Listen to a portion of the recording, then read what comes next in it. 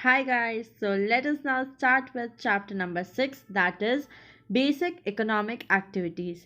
But before starting तुम लोग बोलोगे 4 4 8 चैप्टर खत्म. क्या बोलना है? 4 4 8 चैप्टर खत्म. राइट. तो कैसे 4 4 8 में चैप्टर खत्म होगा? सबसे पहले जो हम चार चीज़ें देखने वाले हैं वो क्या क्या है? Production, capital formation, factor income और कंजम्पशन. ये चार आर द मेन हेडिंग्स. क्या क्या? Production, capital formation, factor income, consumption. Now next चार चीज़ें हम क्या देखेंगे? ओनली हम पढ़ेंगे प्रोडक्शन की चार चीज़ें. और वो कौन सी है? Land, labour, capital, entrepreneur. What? Land, labour, capital, entrepreneur. हम ये 4 4 8 करके चैप्टर फटाफट ख़त्म कर देंगे. Right. So now let us begin with the chapter. But before starting this chapter I want to give you disclaimer कि ये जो वर्ड है ENTREPRENEUR, ये सब लोग अलग अलग प्रोनाउंस करते हैं. राइट. इसका right pronunciation as per me is course, as per Google also it is entrepreneur. Right. Entrepreneur. You can use other word also. हमें वैसे भी समझने से मेन मतलब है. Okay. So basic economic activities. Now again ये chapter start करने से पहले I would like to take you to the diagram that is given in your text book. Right. यहाँ पे लास्ट पेज में. Come to the last page. You will see this diagram. पूरा chapter इसी पे based है. अगर ये समझ आएगा ना तुम्हें, तो तुम्हें पूरा चैप्टर बहुत ही ईजिली समझ आ जाने वाला है. राइट. तो क्या दिया हुआ है इसमें? सबसे पहले कोई भी जब सामान बनता है, राइट, कोई भी सामान जब बनता है तो उसके लिए क्या चाहिए होता है? क्या चाहिए होता है? जैसे हमने पहले के चैप्टर्स में भी देखा है, रॉ मटेरियल चाहिए होता है. ओके. और वो रॉ मटेरियल लेकर फैक्ट्रीज़ क्या करती है? फैक्ट्रीज़ में बनते हैं सामान. कोई भी एग्जांपल मैं लेती हूँ, बहुत simple example. I will take एक बुक का एग्जांपल ले रही हूँ मैं. तो उसके लिए मुझे रॉ मटेरियल चाहिए, मुझे वो सामान बनाना है. मैंने एग्जांपल पहले भी लिया है कि पेजेस होते हैं, उससे बुक्स बनती है. राइट. सो कोई भी फैक्ट्री होती है, उसमें रॉ मटेरियल्स चाहिए होते हैं. रॉ मटेरियल्स यूज़ होते हैं. जैसे अगर मुझे बुक बनानी है, हो सकता है कि ग्लू चाहिए होगा, राइट, पेजेस चाहिए होंगे. सो पेजेस बनाने के लिए ऐसे अलग अलग प्रोसेसिंग होती है. तो वो सब कहाँ होता है? फैक्ट्री में होता है. तो ये जो राइट साइड पे दिया हुआ है इस डायग्राम में, this is factory. Okay. This is factory. यहाँ पे सामान बनता है. और वो किसके लिए बनता है? हम लोग के लिए, कंज्यूमर्स के लिए.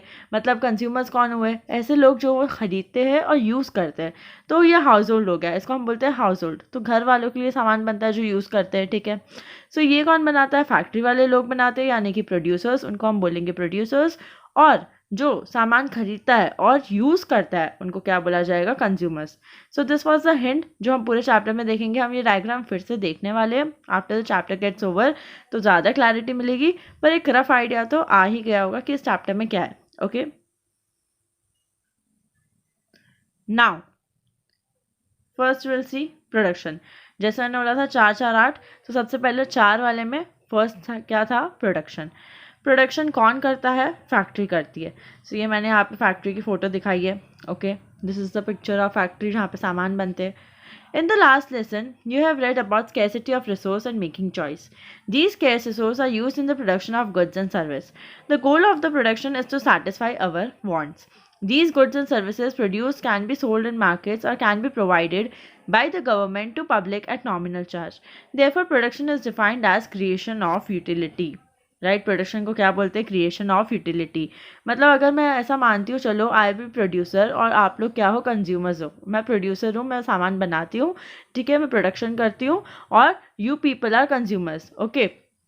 सो मैं किसके लिए सामान बना रही हूँ? सोसाइटी के लिए बना रही हूँ. मतलब मैं आप लोग के लिए सामान बना रही हूँ.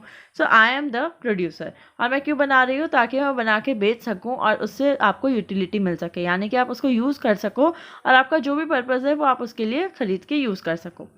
Production activities involve making of goods and services. और मेरी एक्टिविटीज़ में क्या आएगा? मैं प्रोड्यूसर हूँ, मैं सामान बनाऊँगी, तो इसमें क्या क्या आएगा? गुड्स भी हो सकता है, सर्विसेज भी हो सकती है. People who make and sell these goods and services are known as producer. जो लोग ये सामान बनाते हैं और बेचते हैं, उन्हें क्या कहा जाता है? प्रोड्यूसर. तो मैं कौन हो गई? Producer. The producers combine the factors like land, labor, capital, and entrepreneurship along with raw materials in order to transform them into various goods and services. मैं प्रोड्यूसर कैसे कोई सामान बनाऊंगी? मुझे लैंड चाहिए होगा, मुझे लेबर चाहिए होगा, मुझे एंटरप्रेन्योरशिप मिलेगी चाहिए होगी। सो ये हम आगे देखेंगे इनके अलग अलग मतलब क्या होते हैं। पर बेसिकली मैं ये सब सामान को मिला करके कोई सामान बना पाऊंगी, मतलब मुझे 3-4 चीज़ें लगेगी और फिर इन सब की हेल्प से मैं कोई सामान बना पाऊंगी। मतलब कोई भी सामान मुझे बनाना है तो मुझे ये चीज़ तो चाहिए ही होगी। Land, labour, capital and entrepreneurship are called the factors of production, और इसीलिए इनको क्या बोला जाता है, फैक्टर्स ऑफ प्रोडक्शन। जो सामान मेरे को चाहिए होते प्रोडक्शन करने के लिए उनको बोला जाएगा फैक्टर्स। तो फैक्टर्स ऑफ प्रोडक्शन क्या क्या होते हैं, लैंड, लेबर, कैपिटल और entrepreneurship. The producers try to produce maximum amount of goods and services by using various combination of factors of production। और जैसे मैं प्रोड्यूसर क्या करूँगी, मैं ज़्यादा से ज़्यादा यूज़ करूँगी इन चारों चीज़ों का ताकि मैं ज़्यादा से ज़्यादा सामान बना सकूँ। नाउ हम अलग अलग देखेंगे कि क्या क्या दिया हुआ है लैंड के बारे में। इसमें अलग अलग क्वेश्चंस भी आते हैं इस टाइप के कि गिव डिफाइन लैंड या give explanation about land, what are the characteristics of land. तो लैंड क्या होता है एग्जैक्टली, लैंड बहुत ही वाइड टर्म है, ठीक है, इसके अंदर बहुत सारी चीज़ें आती है। लैंड मतलब एक सिर्फ हम ज़मीन को नहीं बोल सकते, जो प्लेन होता है हम सिर्फ उसी को लैंड नहीं बोलेंगे। लैंड क्या होता है, इसके अंदर सब कुछ आता है, माउंटेन्स भी हो गया, प्लेट्यूज हो गए, राइट। सो लैंड क्या होता है, is a gift of nature. क्या हम प्रोड्यूस करते हैं लैंड, क्या हम बनाते हैं, या ऑलरेडी हमें नेचर ने दे रखा है। This is a gift of nature, nature ने हमें गिफ्ट कर रखा है लैंड, ज़मीन हमें, मतलब जो भी लैंड होता है वो हमें नेचुरली मिलता है नेचर से, ठीक है। It includes plain region, mountains and flat region. इसके अंदर क्या क्या आता है, प्लेन भी आता है यानी कि एकदम सीधा फ्लैट सरफेस प्लेन हो गया, प्लेट्यूज हो गए, माउंटेन्स हो गए। The plain region is useful for agriculture industrial activity. Plain region पे हम क्या कर सकते हैं, या तो हम क्रॉपिंग कर सकते हैं, राइट, एग्रीकल्चर कर सकते हैं, खेती बाड़ी कर सकते हैं, और इंडस्ट्रियल एक्टिविटीज़ यानी कि क्या, हम बिल्डिंग्स बना सकते हैं, फैक्ट्रीज वगैरह लगा सकते हैं और उनमें हम कुछ प्रोडक्शन कर सकते हैं। सो हम क्या कर सकते हैं, लैंड अगर प्लेन हो तो उसको हम एग्रीकल्चर में यूज़ कर सकते हैं और इंडस्ट्रियल एक्टिविटीज़ में यूज़ कर सकते हैं। सिंपल। माउंटेन्स, माउंटेन्स से क्या होता है, mountains ensure flow of reverse into the plain region and provide facilities for tourism. Mountains का भी अलग ही एक रोल होता है, वो क्या करता है, वो इंश्योर करता है कि प्रॉपर फ्लो हो, जो रिवर होती है उनका प्रॉपर फ्लो हो, ये इंश्योर कौन करता है, माउंटेन करता है। और टूरिज्म के लिए लोग देखने भी जाते हैं, राइट, टूरिस्ट जाते हैं, हम घूमने जाते हैं, हम देखने जाते हैं, अलग अलग टाइप के माउंटेन्स होते हैं। सो इसलिए उसका भी काम करता है। Again this is a free gift from nature. Plateau. Plateau region possesses reserves of mineral, fossil fuel and forest. Right. Okay, सब प्लाटू क्या होता है, वहाँ से जैसे सामान खोदते हैं हम और वहाँ से सामान निकाले जाते हैं, जैसे मिनरल्स होते हैं, फॉसिल फ्यूल होते हैं, फॉरेस्ट, ये सारे प्लाट्यूज में कवर हो गए, right.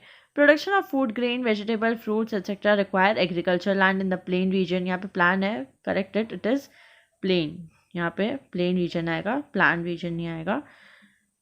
Along with this, people also carry out animal husbandry, fisheries and forestry which are called allied activities. यहाँ पे एक और मीनिंग दे दिया है, हो सकता है ये भी एग्जाम में पूछ ले कि what are allied activities। मतलब allied activities क्या होती है, जैसे so it is related activities, जैसे कि एनिमल हस्बेंड्री यानी कि हम एनिमल्स का जो ध्यान रखते हैं, उनको अच्छा सब उनको खाना वाना खिलाते हैं, राइट। जैसे गाय का हम बहुत ध्यान रखें, उनको बहुत अच्छे से खाना वाना खिलाए ताकि वो अच्छे से मिल्क का प्रोडक्शन करें। सो दैट इज़ एनिमल हस्बेंड्री। या फिशरीज़ करना, और फॉरेस्ट्री भी वैसा ही होता है, राइट। तो फिशरी में क्या था, जैसे फ़िश का ध्यान रखना, ठीक है, फिर उनको कमर्शियली यूज़ करना, जैसे उनको बेचना, ठीक है। फिर फॉरेस्ट्री में फॉरेस्ट के रिलेटेड सामान जो होते हैं उनको निकाल के बेचना, जैसे रबर यूज़ होता है या एनीथिंग रिलेटेड टू फॉरेस्ट जो यूज़ होता है। सो सारे these are all related terms, मतलब ये सारे रिलेटेड एक्टिविटीज़ है।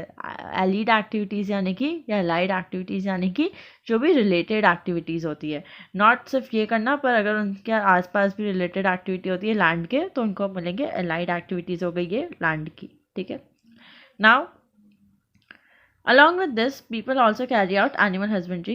Okay, fishery, forestry, we are done. In India, rural area is known for carrying out agriculture and allied activities. मतलब कि जो रूरल एरिया होती है, राइट, मतलब नॉट सिटीज़, टाउन्स या विलेजेस वाले जो लोग होते हैं वो लोग क्या करते हैं, यूजुअली ये काम करते हैं।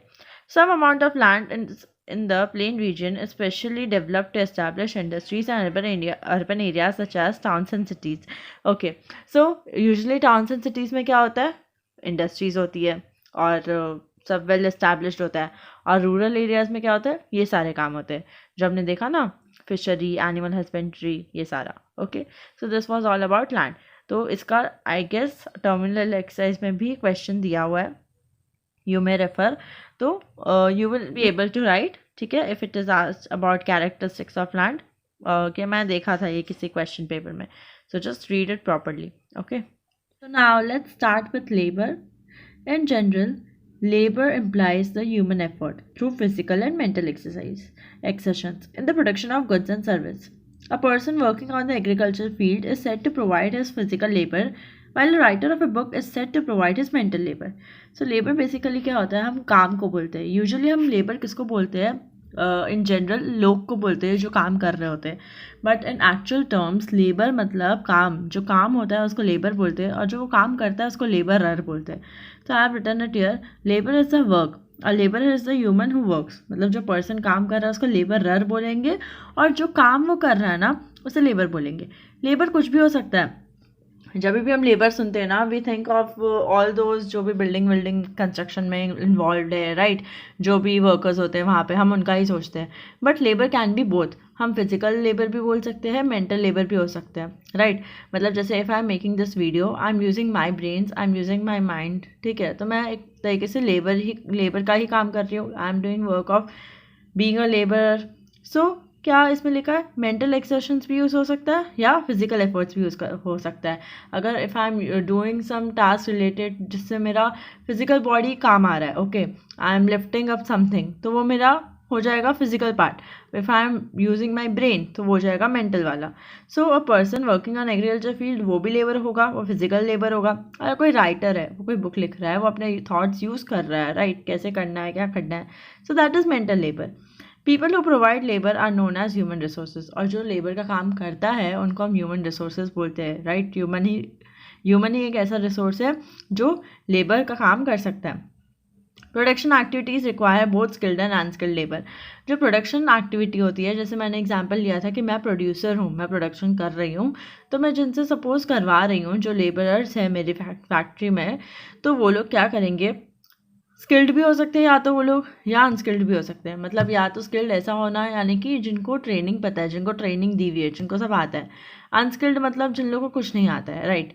सो purely physical labour such as loading, unloading, ploughing on the field etcetera do not require special skill. मतलब अगर मैं बोलूँ कि ये सामान वहाँ लेकर जाना है, ये सामान को लोडिंग करना है ट्रक में, तो क्या उसमें कोई स्किल चाहिए होगी? अगर मैं उनको एक बार बताऊंगी तो वो लोग एक बार में मान जाएंगे, समझ जाएंगे और करना स्टार्ट कर देंगे विदाउट थिंकिंग अबाउट एनीथिंग। उनको हम बोलेंगे और हम बोलेंगे कि सपोज मैं प्रोडक्शन करवा रही हूँ, तो उसके लिए इफ़ आई टेल कि ये ट्रक में सामान भरने और लेबर्स है, ठीक है, लेबरर्स है, तो उनको अगर मैं बोलूँगी तो वो लोग वैसे वैसे कर देंगे और फिर I will pay them for it, ख़त्म। दैट उसमें कुछ स्किल ही नहीं चाहिए। But to become an engineer, doctor, lawyer, teacher, mechanic, electrician, tailor, one must acquire skill through education and training. तो अगर हमें ऐसा कुछ काम करना है, जैसे अगर हमें इंजीनियर बनना है, हमें डॉक्टर बनना है, तो उसके लिए हमें क्या चाहिए होगा, नॉलेज तो चाहिए होगी, प्लस ट्रेनिंग भी चाहिए होगी, वो काम कैसे किया जा सकता है वो भी चाहिए होगा। सो दिस इज़ हम बोल सकते हैं इसको स्किल्ड लेबर, ठीक है। और जिसमें कुछ ज़्यादा ट्रेनिंग वगैरह नहीं चाहिए होती है उसको क्या बोलेंगे, unskilled labour. So this was about labor.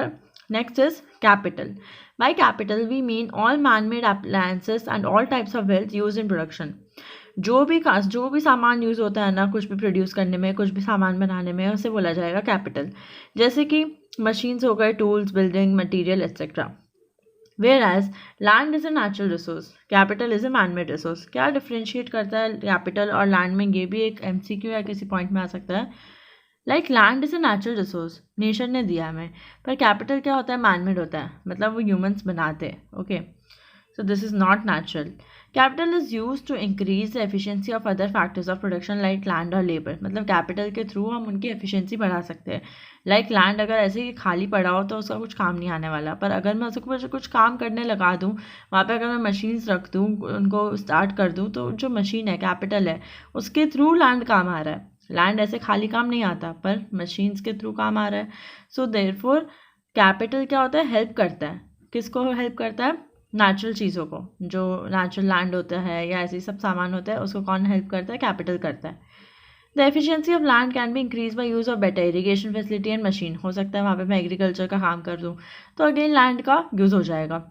However, capital is a passive factor of production. Passive factor of production यानी कि and cannot be used without employing labor to work. मतलब कि कैपिटल को भी हम अकेले यूज़ नहीं कर सकते. मतलब अगर सिर्फ मशीन ला के कहाँ रखेंगे, लैंड पे रखेंगे ना, तो दोनों इंटरडिपेंड होगा एक दूसरे पे, तो वो भी एक तरीके से हम बोल सकते हैं पैसिव फैक्टर है.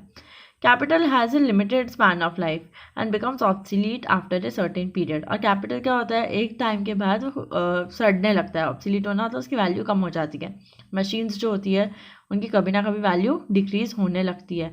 मतलब ओवर द टाइम वो हो नहीं सकता कि फर्स्ट जब मैं कोई मशीन खरीद के लाती हूँ वो वैसे ही चलेगी जैसे 100 दिन बाद चलेगी, राइट. तो बहुत डिफरेंस हो जाता है. वो क्यों होता है, ओवर द टाइम की वजह से डिफरेंस आने लगता है. हो सकता है उसके कोई कोई पार्ट थोड़े सड़ने लग जाए, ख़राब हो जाए, उसमें हमें ऑयलिंग की ज़रूरत पड़ सकती है, ठीक है. Then small tools like screwdriver, calculator, to heavy machine like engine, tractor, ships, ये सारे फिक्स कैपिटल होते हैं. जो भी स्मॉल स्क्रू ड्राइवर हो गए इनको भी कैपिटल बोलेंगे. कैलकुलेटर हो गए या हैवी मशीन्स हो गए, इंजन, ट्रैक्टर, ये सब कुछ में क्या आ जाएंगे, फिक्स्ड कैपिटल होंगे, fixed. Okay. Whereas they can be used in production for many years. Fixed capital also include building heavy machines. But working capital क्या होते हैं, रॉ मटेरियल जो हम कॉटन यार्ड्स या क्ले, सीड्स, फर्टिलाइज़र जो हम production process में use करते हैं. मतलब हम वो लाते हैं, यूज़ करते हैं, ख़त्म हो जाते हैं, फिर वापस से हमें लाना पड़ता है. मतलब अगर वो जब मैं लाऊँ, अगर मैं वर्किंग कैपिटल लेकर आऊँगी तो हो नहीं सकता कि वो सालों साल चले. वो थोड़े टाइम के लिए चलेगा, maximum 1 year, maximum I am saying. हो सकता है 6 महीने, 1 महीने में ख़त्म हो जाए.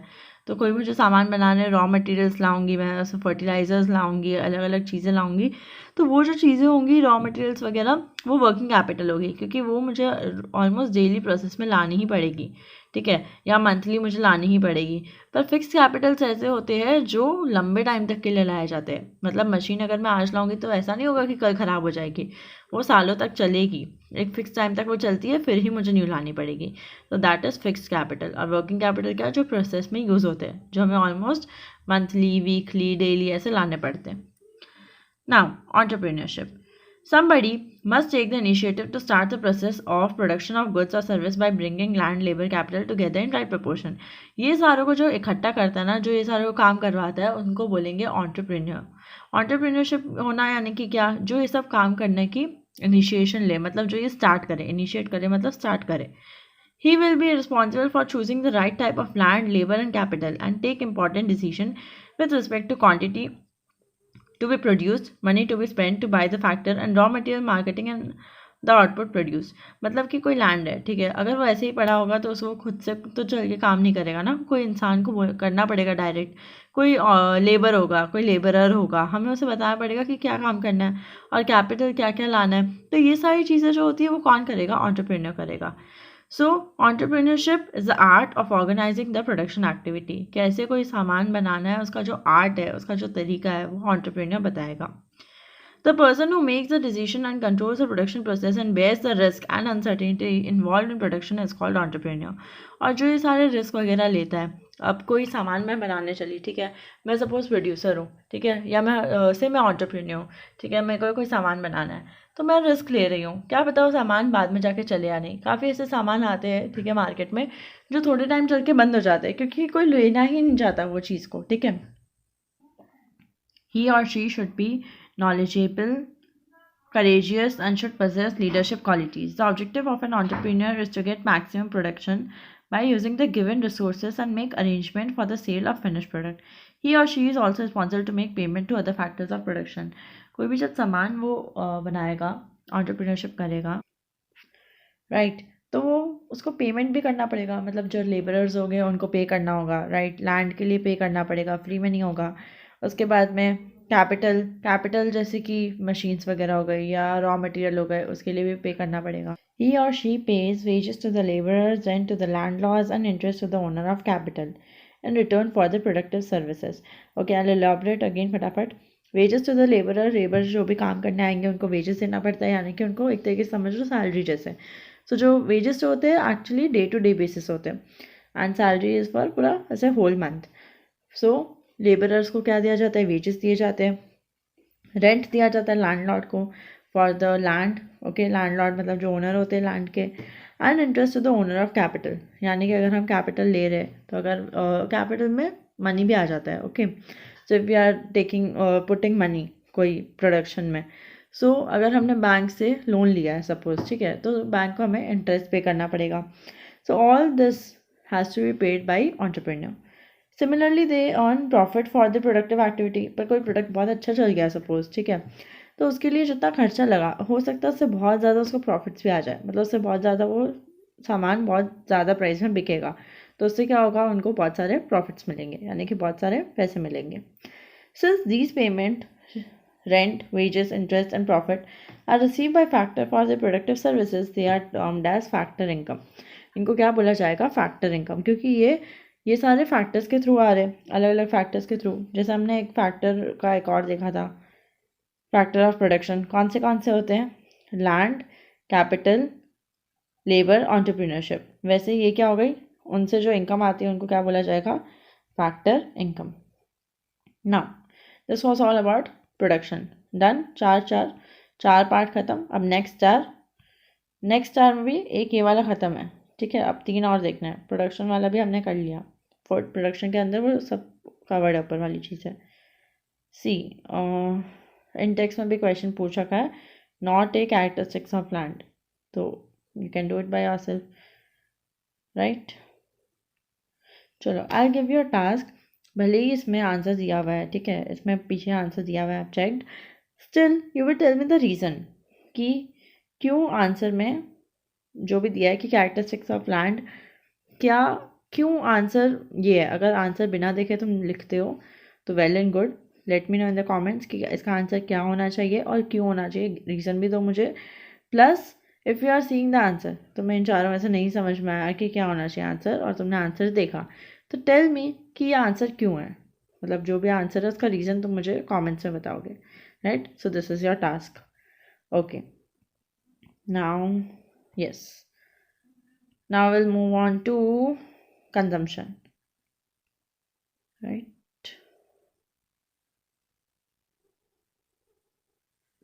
Okay, now we'll move on to factor income.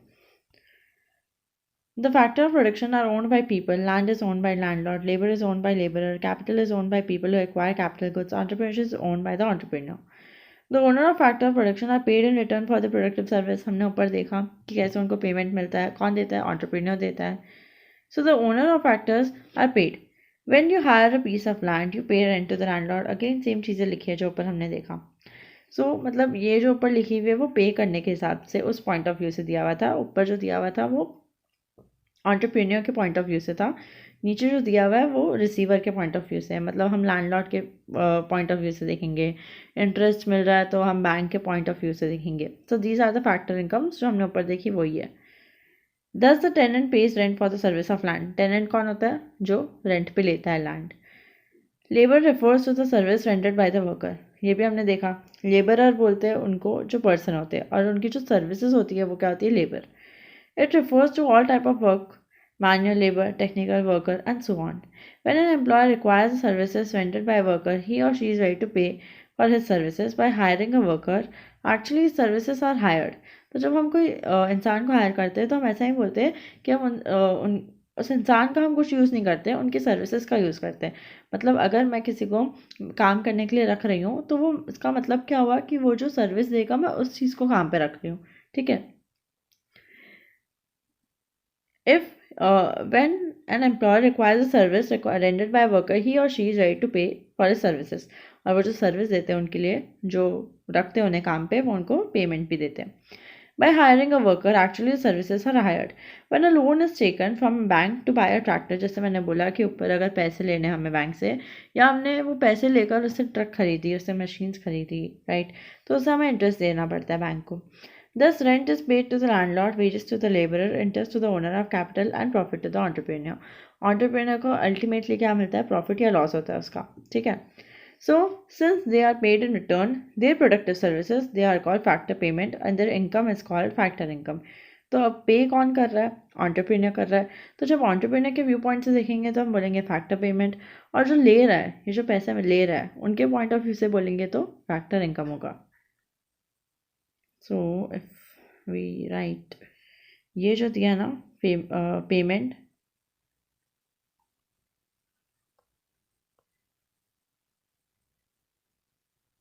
This is from entrepreneurs view point and this income जो है ना लैंडलॉर्ड, बैंक्स, इनके व्यू पॉइंट से, तो ये अलग अलग व्यू पॉइंट बताया है, right. Done, simple.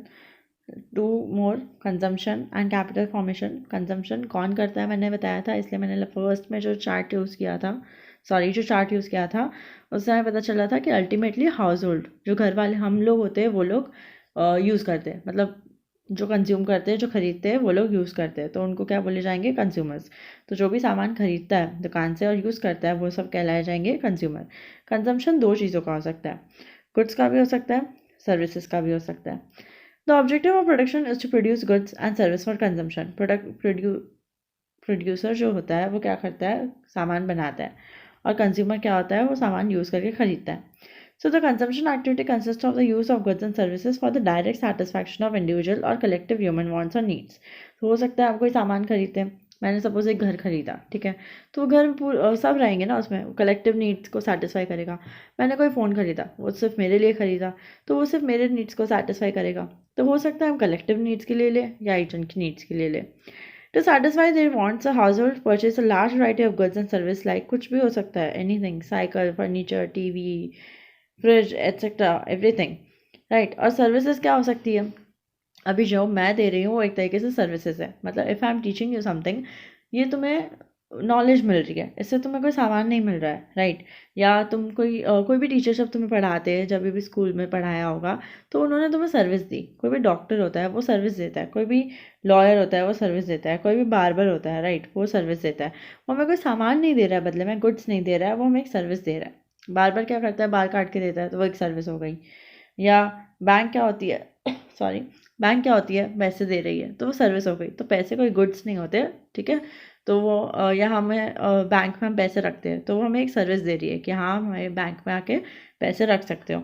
So again this is not included in goods. तो कंज्यूमर दोनों चीज़ें ले सकता है, गुड्स भी सर्विसेज भी। But remember there is no time gap between the production and consumption of service. ऐसा नहीं होता ना कि हम बार्बर के पास गए, ठीक है, उसने बोला बाल काट दिए, पर हमारे जब बाल काटे हमें देखा कि 1 घंटे बाद हमारे बाल कटे हुए मिले, मतलब ऐसा कुछ नहीं होता ना। जब वो बाल काटेगा तभी हमारे बाल कटेंगे, राइट। डॉक्टर जब चेकअप करेगा तभी हमारा चेकअप होगा। डॉक्टर ने चेकअप कर लिया अपनी साइड से, फिर 1 घंटे बाद हमारा चेकअप होगा, ऐसा नहीं होता ना। सो अगेन कोई टाइम गैप नहीं होता है, जब प्रोडक्शन होता है सर्विस का तभी कंजम्पशन हो जाता है सर्विस का। In case of service production and consumption take place simultaneously, यानी कि एक साथ। They are consumed as soon as they are produced, such as service of doctor, lawyer, teacher, etc. As you visit a doctor to take medical advice, you consume his service. This is not the case with regard to goods. There is a time gap between the production and consumption of goods. पर goods में क्या होता है, जब सामान बनते हैं फिर वो आउटलेट में आते हैं, फिर हम जाते हैं, फिर हम खरीदते हैं, फिर हम घर आते हैं, फिर हम यूज़ करते हैं। सो टाइम गैप काफ़ी हो जाता है, कब वो प्रोड्यूस होता है और कब हम कंज्यूम करते हैं, बहुत डिफरेंस होता है। और इसीलिए तो कॉन्सेप्ट ऑफ एक्सपायरी डेट भी आता है। पता है ना कि गुड्स जो भी हम सामान लेते हैं उनके पीछे सपोज़ कोई खाने की चीज़ें होती है, तो स्पेशली उनके पीछे क्या होता है, एक्सपायरी डेट लिखा होता है। क्यों? क्योंकि वो जब बनता है और मैन्युफैक्चरिंग डेट भी लिखा होता है, इफ़ यू सी, ठीक है। एक बार देखना तुम लोग, अगर नहीं देखा है तो, कि मैन्युफैक्चरिंग डेट होती है, एक्सपायरी डेट होती है। तो क्यों मैन्युफैक्चरिंग डेट अलग होती है, जब हम कंज्यूम करते हैं उसी दिन क्यों नहीं होता है? क्योंकि वो पॉसिबल ही नहीं होता है ना, वो लॉट में एक सारा सब कुछ बनता है। तो देयरफॉर गुड्स में टाइम गैप होता है, बट सर्विसेज में ऐसा कोई टाइम गैप नहीं होता है। Goods are considered to be consumed when they are purchased. However, certain durable goods like furniture, cycle continue to provide service for many years. Still, they are considered to be consumed as soon as they are purchased. अच्छा, ऐसा मत बोलना कि मैं कोई सामान लेकर आ गया, मैं कोई नोटबुक लेकर आ गया या लेकर आ गई, पर मैंने अभी तक उसमें कुछ लिखा नहीं है, तो ऐसा नहीं मान सकते कि मैंने कंज्यूम नहीं किया है। नो, जैसे ही तुम जाके खरीद लेते हो ना दुकान वाले से, वैसे ही माना जाएगा कि तुम्हारा कंजम्पशन हो गया है, तुमने वो चीज़ ले ली है। अब तुम उसे यूज़ करो नहीं करो, खाओ, खाने का कोई सामान लाते हो, खाते हो नहीं खाते हो, एक्सपायर हो गया फेंक दिया तुमने उसे, ठीक है, या तुम कोई बुक लेके आते हो तुम किसी और को दे देते हो, doesn't matter. As soon as you purchase it from a shop it is consumption, right. So this was again consumption done. Very simple. Now capital formation, last part of the chapter. Third important activity of an economy is capital formation. As you have read, factory owners get factor incomes in return for their productive services. They spend a large part of their income on goods and services such as food articles, cloth, furniture, housing, bicycle, education, healthcare, etc. However, they do not spend their entire income on these goods and services. They also have some income and deposited in bank for future. For example, यहाँ पे एक example है, उसी से समझ आ जाएगा. एक individual है, सपोज आप एक इंडिविजुअल हो, ठीक है, आप अर्न करते हो 500, ठीक है, या consider I am an individual, ठीक है, जहाँ एग्जाम्पल में, और मैं अर्न कर रही हूँ 500, उसमें से मैं कुछ सेव नहीं कर रही हूँ, ठीक है. अगर मैं कुछ सेव नहीं किया, यानी कि सारा का सारा मैंने खर्च कर दिया, तो मेरी कोई सेविंग्स नहीं होगी, 0 सेविंग्स. पर अगर मैं 500 कमाती हूँ, ठीक है, और उसके बाद अगर मैं 300 ही कंज्यूम करने के लिए खर्चती हूँ, 300 में मेरे सामान आ जाते हैं, और 200 में सेव करती हूँ और जाके बैंक में रख देती हूँ, ठीक है. ऐसा होता होगा आपके जो पेरेंट्स होते हैं, ठीक है, वो लोग भी हो सकता है ना, सारे पैसे एक साथ, मतलब हो सकता है कि ऑब्वियसली सारे पैसे कोई खर्च नहीं करता है. जो भी कमाते हैं ना पैसे, हम थोड़े पैसे क्या करते हैं, बैंक में रख देते हैं. क्यों? ताकि वो हमारे सेफ रहे और वो फ्यूचर में हम उनको यूज़ कर सकें. जैसे अभी बेस्ट एग्जांपल तो पैंडेमिक का. तो पैंडेमिक में हमने क्या किया था, हमारे जो भी सेविंग्स थे वो हम यूज़ कर रहे थे. तब सब बंद हो चुका था कोविड में. तो हम क्या कर रहे थे, हमारे जो भी पुराने सेविंग्स थे वो यूज़ कर करके सब लोगों ने अपने अपने घर को चलाया है. तो वो क्यों ज़रूरी है ऐसे टाइप के सिचुएशंस के लिए. सो इसीलिए वी नीड टू सेव. तो जब हम इनकम अर्न करते हैं, साथ में हमें थोड़े पैसे हम क्या करते हैं, सेव करने के लिए बैंक में रख देते हैं, और बाकी सारा हम कंज्यूम कर लेते हैं. Again, so it should be noted that saving if kept idle, okay मैं आगे आ गई, may use this money to deposit in bank for future. Bank in turn may use this money to lend an industrialist to invest in expansion of his business. So this is capital formation. Now I have drawn this for you. Example, A एक person है, ठीक है, A नाम का एक person है, वो 500 कमाता है, ठीक है, इतना वो अर्न करता है income. Now what he does is 200 वो स्पेंड कर देता है, सो वो खर्च कर देता है, एंड 300 वो बैंक में डाल देता है, ठीक है. ओके थोड़ा गलत हो गया था, एग्जाम्पल नाउ सही है. 300 वो स्पेंड करता है, मतलब खर्च कर देता है, और 200 वो क्या करता है, बैंक में डाल देता है, ठीक है. एक पर्सन है, वो 500 अर्न करता है, 500 रुपीज़, और उसमें से वो 300 खर्च करता है, ठीक है, जो भी उसको खरीदना है उसमें, और 200 वो बैंक में डालता है, ठीक है. बैंक को देके आता है कि आप सेव करके रखो. बैंक अब क्या करती है, वो उसको सेव करके नहीं रखती है. बैंक वो पैसों को क्या करती है, मतलब सेव तो करती है, पर बैंक में उसको खाली नहीं रखती है वो पैसों को. बैंक उसी पैसों को किसी और को देती है जिसको चाहिए. लाइक एक बी पर्सन है, वो लोन लेने आया, ठीक है, बी पर्सन है, वो लोन लेने आया बैंक के पास कि बैंक मुझे पैसे चाहिए. तो बैंक ने बोला कितने चाहिए, तो उन्होंने बोला कि चलो ठीक है मुझे 100 रुपीज़ चाहिए. तो बैंक ने उसको दे दिए, ख़त्म, फिनिश. नाउ सी एक और पर्सन है, उसने बोला बैंक मुझे ही पैसे चाहिए. बैंक ने बोला ठीक है दे दो. ऑफकोर्स इसके लिए क्या होता है, बैंक कुछ लेती है बदले में, ये हम आगे के चैप्टर्स में देखेंगे. बैंक कुछ सिक्योरिटीज़ लेती है कि आप हमें ये सामान आपको हमें इसके पेपर्स देने पड़ेंगे, ठीक है, और काफ़ी कुछ चेक करती है, फिर ही पैसे देती है, ऐसे ही नहीं देती है. दे चेक मेनी थिंग्स, उसके बाद में बोलती है कि ठीक है अब आप पैसे ले सकते हो, और फिर ऑफकोर्स वो बाद में ज़्यादा रुपए मांगती है. मतलब अगर बैंक 100 रुपीज़ दे रही है, तो बदले में 100 नहीं लेगी, 120 लेगी, मतलब इंटरेस्ट भी लेगी साथ में, ठीक है. So same goes for this. C में भी ऐसा हुआ, सी को भी 100 रुपीज़ चाहिए, बैंक ने दिया, और फिर सी ने अब क्या किया, वो 100 रुपीज़ लिए और आगे जाकर उसने अपनी इंडस्ट्री में लगा दिया. मतलब सी एक एंटरप्रेन्योर है, ठीक है, उसने पैसे लिए बैंक से और आगे जाके अपने प्रोडक्शन में लगा दिया उसने. तो ये सब क्या हो रहा है, दिस इज़ कैपिटल फॉर्मेशन. कहाँ स्टार्ट हुई थी बात, ए से, और कहाँ जा रही है बात, सी के प्रोडक्शन में चली गई. सो अल्टीमेटली ए का पैसा किसके पास जा रहा है, सी के पास जा रहा है उसके प्रोडक्शन के लिए. अब इसमें क्या होगा, अगर ए पैसे दे रहा है बैंक को, तो बैंक उसको ज़्यादा पैसे देगी, ठीक है. मतलब अगर बैंक के पास पैसे आते हैं तो बैंक उनको वापस से बाद में जब भी चाहिए होगा ए को, उसमें एक्स्ट्रा पैसे देगी. तो अगर ए ने बैंक में 200 रुपीज़ डाले, तो बैंक उसको वापस से 250 230 जितना भी एक्स्ट्रा देगी, इंटरेस्ट के साथ देगी. ये हम आगे देखने वाले हैं, सो डोंट वरी. और सी जो है, अगर बैंक से ले रहा है पैसे, तो बैंक उसको नहीं देगी, सी को बैंक को देना पड़ेगा पैसे. तो अगर हम किसी से पैसे लेते हैं बैंक से, तो हमें उसको एक्स्ट्रा देना पड़ता है. और ये अगर हम बैंक को सामने से देते, तो जब हम निकालते हैं तो बैंक हमें फिर से एक्स्ट्रा पैसे देती है। So this is something vicious circle that goes on, ठीक है। पर हमारा यहाँ कॉन्सेप्ट क्या है समझने का, कि जो भी पैसे होते हैं उसको अगर हम बैंक में दें तो वो किसी और के आगे काम आने वाले हैं। सो this is ultimately capital formation. Capital formation is done by refraining from present consumption, मतलब अभी अगर हम खर्च नहीं करें, रिफ्रेन करें, तो उससे कैपिटल फॉर्मेशन हो सकता है। It should be noted that saving if kept idle can not constitute capital formation. अगर मैं कोई पैसे घर पे ऐसे ही रख दूँ तो उससे कैपिटल फॉर्मेशन हो सकता है? नहीं। If a person saves money and locks up in the house, no capital formation takes place. So या इसका भी मैंने एग्जाम्पल लिया है, राइट। तो अगर एक पर्सन है, जैसे मैंने बोला एक पर्सन है, उसने क्या किया, ठीक है, उसने क्या किया, उसको भी 500 कमाया उसने, पर उसने ना जो है 300 खर्च कर दिए और जो 200 है वो घर पे ही रखे, उसको कुछ बैंक में वो डाल के ही नहीं आया। तो क्या यहाँ पे उससे कैपिटल फॉर्मेशन होगा? नहीं होगा ना। बड़े बड़े बैंक घर पे पैसे थोड़ी ना अपने आप से ग्रो हो जाएंगे कि मैंने 200 रखे तो कल 300 हो गए, फिर परसों 400 हो गए, ऐसा कुछ नहीं होता ना। सो देयरफॉर बैंक में डालने से क्या हुआ? कैपिटल फॉर्मेशन हुआ। Now if a person saves money and locks up in the house, no capital formation takes place. If only the saved money is invested in capital goods, it leads to capital formation by facilitating production and consumption in future. Thus, current consumption is foregone and used towards adding to existing capital stock like plant, machinery, building every year in order to expand production potential in future. ठीक है, तो अगर हम current consumption छोड़ दें, मतलब अगर हम करंट चीज़ों पे खर्चा नहीं करके उसको कहीं ऐसी जगह पे लगाए, कोई लैंड खरीद लिया मैंने, ठीक है, उसके बाद में फ्यूचर में मैंने बेच दिया, तो एक तरीके से ये क्या हो गया, ये मेरा कैपिटल फॉर्मेशन हो रहा है। इससे क्या हो रहा है? The money increases, right.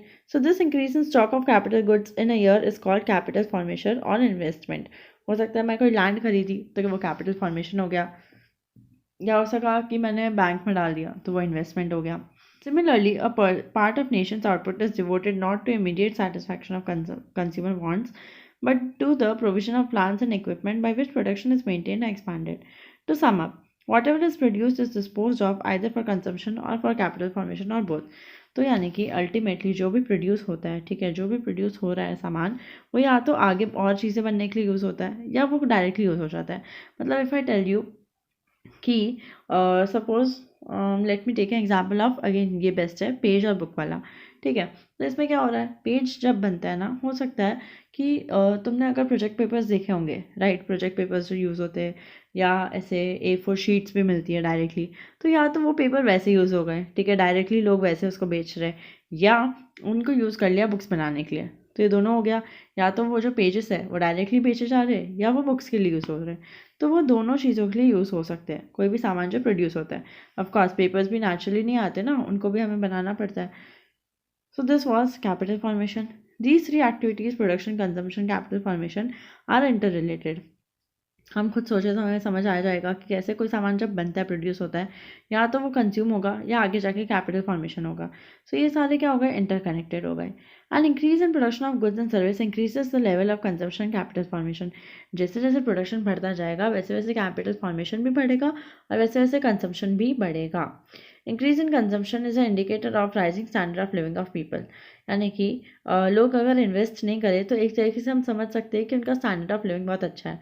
लोग कमाते हैं, इतना ज़्यादा पैसा कमाते हैं कि भले ही वो लोग सेव भी नहीं करेंगे ना, या बहुत कम परसेंट सेव करेंगे, तो भी वो लोग आराम से रह सकते हैं और जितना ज़्यादा खर्च कर सकते हैं, ठीक है। और increase in capital formation is very important as growth of country. और कैपिटल फॉर्मेशन भी बहुत ज़रूरी है क्योंकि अल्टीमेटली उससे कंट्री का ग्रोथ होगा। कैसे ग्रो होगा? ज़्यादा से ज़्यादा अगर हम पैसे चीज़ें बनाने में लगाएं, ठीक है, और उनको अगर हम ऐसी चीज़ों में ना लगाएं जहाँ डायरेक्ट कंजम्पशन हो जाए, ठीक है। फॉर एग्जांपल अगर मैं लूँ कि एक बिल्डिंग बनाई और वहाँ पे लोग रहने ना आए, और वहाँ पे अगर हम इंडस्ट्रीज़ बना दें, ठीक है, और उससे हम फिर और सामान बनाते जाएँ, तो इससे क्या होगा? ग्रोथ होगा कंट्री का। मतलब फालतू में अगर हम वहाँ लोग रहने ना आए, ऑलरेडी किसी के पास एक घर है, वो एक और घर खरीद रहा है, तो एक तरीके से वो क्या हो गया? वेस्ट हो गया। और अगर वही पर्सन अगर घर नहीं खरीदे, सेकेंड हाउस नहीं खरीद के उसको वो रेंट पे दे रहा है किसी को, तो वो कैपिटल फॉर्मेशन जैसा हो गया। सो दिस इज समथिंग जिससे क्या होगा? कंट्री का अल्टीमेटली डेवलपमेंट होगा। more consumption is possible if there is more production, and more production is possible if there is more capital formation. Ultimately capital formation भी ज़्यादा होगा तो वैसे ही प्रोडक्शन ज़्यादा होगा, क्योंकि कैपिटल फॉर्मेशन हमने देखा ना कि सी जो पर्सन था उसने कैसे फैक्ट्री बनाई, तो वो क्या करेगा, प्रोडक्शन करेगा। तो अगेन अल्टीमेटली ये तीनों डिपेंडेंट है। अल्टीमेटली यही बोलना चाह रहा है चैप्टर कि तीनों चीज़ें क्या है, डिपेंडेंट है। Thus, the three economic activities have their impact on one another to take the economy forward to the path of development. Okay, so now we are done with the chapter. मैं एक bar chart फिर से समझा देती हूँ, ठीक है। Okay, सो house hold क्या करता है, हाउस होल्ड से जो फैक्ट्रीज वाले होते हैं, एंटरप्रेन्योर होते हैं, वो सारे लोग, ये जो एंटरप्रेन्योर्स यहाँ पे होते हैं, वो क्या करते हैं, लेबर्स को यहाँ पे अपने पास लेकर आते हैं, उनसे काम करवाते हैं और बदले में उनको क्या देते हैं, वेजेस, रेंट। तो यहाँ पे बैंक्स भी आ जाती है। तो जो भी एंटरप्रेन्योर होते हैं यहाँ जाते हैं और यहाँ से क्या करते हैं, लेबर्स लाते हैं, बैंक से पैसे लाते हैं और बदले में उनको इंटरेस्ट देते हैं, वेजेस देते हैं, रेंट देते हैं लैंडलॉर्ड को। सो दिस इज़ डन, ठीक है। उसके बाद में हम उनको क्या दे रहे हैं, हाउस होल्ड फैक्ट्री सर्विसेज दे रहे हैं, सॉरी फैक्ट्री सर्विसेज दे रहे हैं, लैंड, लेबर, कैपिटल, एंटरप्रेन्योरशिप दे रहे हैं, ठीक है। और बदले में हमें क्या मिल रहा है, वेजेस, रेंट, इंटरेस्ट और profit. This is done. Now next part is, और ये लोग जब सामान बन जाते हैं तो ये हमें क्या देते हैं, गुड्स एंड सर्विसेज देते हैं, ठीक है। These people give us goods and services, और बदले में हम क्या करते हैं, उनको पैसे देते हैं। फ्री में नहीं मिलती है goods and services, right. So we expend on the goods and services. This is something circular flow chart.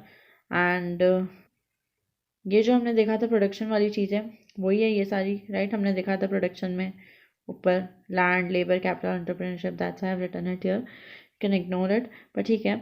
So this is the ultimately circle that goes on. Factory से लोग, हाउस फैक्ट्री वाले लोग house hold से labours वगैरह लेते हैं, labourer लेते हैं, बैंक से पैसे लेते हैं, बदले में उनको पैसे देते हैं, ठीक है। और उसके बाद में गुड्स बनाते हैं और हमें बेचते हैं हाउस होल्ड को, और अल्टीमेटली हम उन पर खर्चा करते हैं गुड्स एंड सर्विसेज पे। तो this is the circle, circular flow chart. Again important, exam में क्वेश्चन आता है इससे रिलेटेड कुछ भी, you have to draw this diagram. अच्छा, डोंट आस्क मी कि क्या परफेक्ट डायग्राम चाहिए, you don't have to draw एक वेरी परफेक्ट डायग्राम, मतलब you don't have to draw perfect houses वगैरह, मतलब you can draw like this simple, तुम ऐसा हाउस बना सकते हो, ठीक है।